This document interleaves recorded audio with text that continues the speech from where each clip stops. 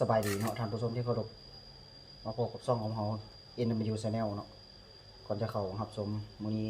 ก็ฝากหมู่ครูกดไลค์กดแชร์กดติดตามช่องของเราเนาะก็คือมื้อนี้เราสิมาเฮ็ดซุปเห็ดเข็มเนาะมาเบิ่งวิธีกันเลยเนาะอันนี้เป็นเห็ดเข็มที่เราต้มสุกแล้วเอาไปลวกจนสุกแล้วเนาะก็จะเห็ดสุกเลยเนาะนำปลาแดกลงไปเนาะเต็มวะใส่ตามแล้วมักลายก็ใส่ลายนัวเนาะตามด้วยเผ็ดเผ็ดป่นเนาะไผ่มักเผ็ดก็ใส่เผ็ดเนาะไผ่พวกมักเผ็ดก็ใส่หน่อยเดียว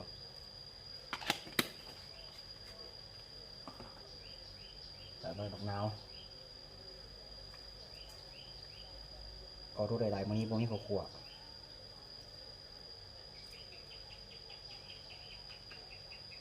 แล้วก็ใบนั้นใบหอมเปรย์ลงไปสูตรนี้มา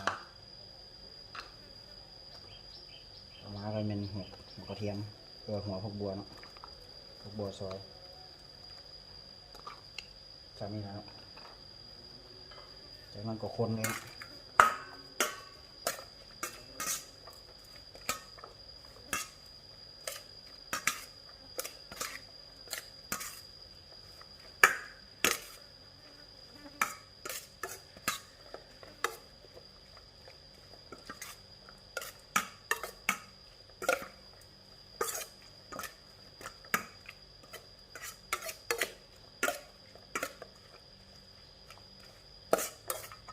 แล้วก็ชิมเบิ่งว่าเป็นยังไงนะว่ารสชาติได้เลยบ่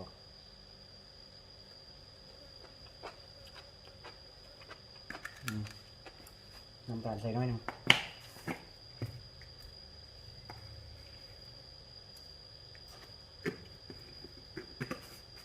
จางอยู่กระเดียใส่ลงไปหมดแล้วเนาะ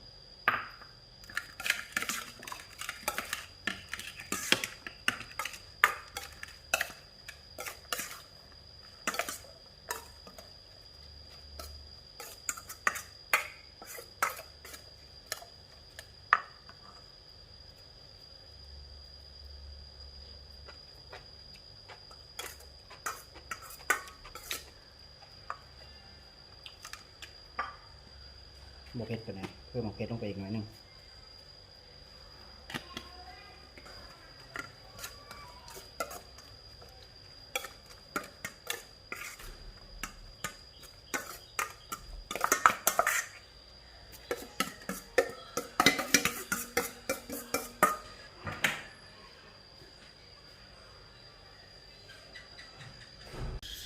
เอาเนาะหลังจากเฮ็ดแล้วก็มากินน้ำกันเนาะนี่เนาะ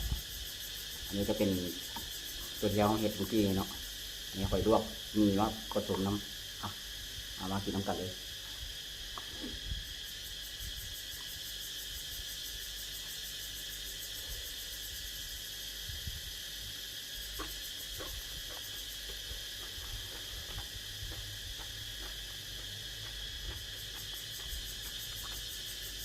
เป็นยำเห็ดเข็มหรือซุปเห็ดเข็มเนี่ย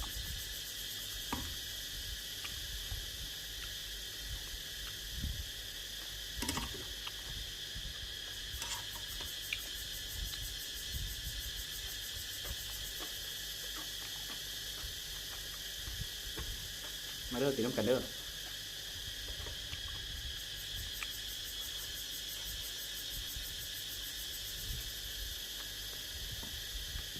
ลวกมีอะไรมาผสมมันคือ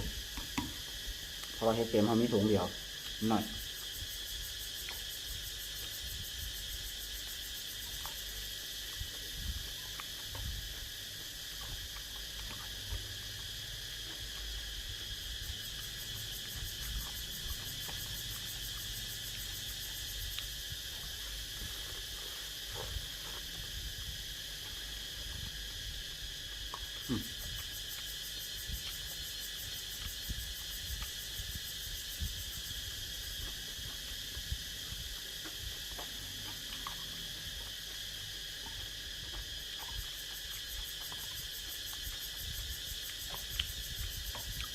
แซ่บๆนัวๆเหมือน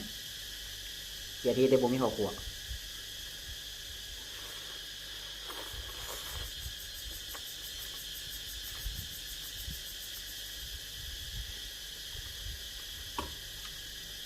ช่วงโควิดบ่มีหยังก็กินแบบนี้เราไปก่อนนะล็อกดาวน์อีกดิ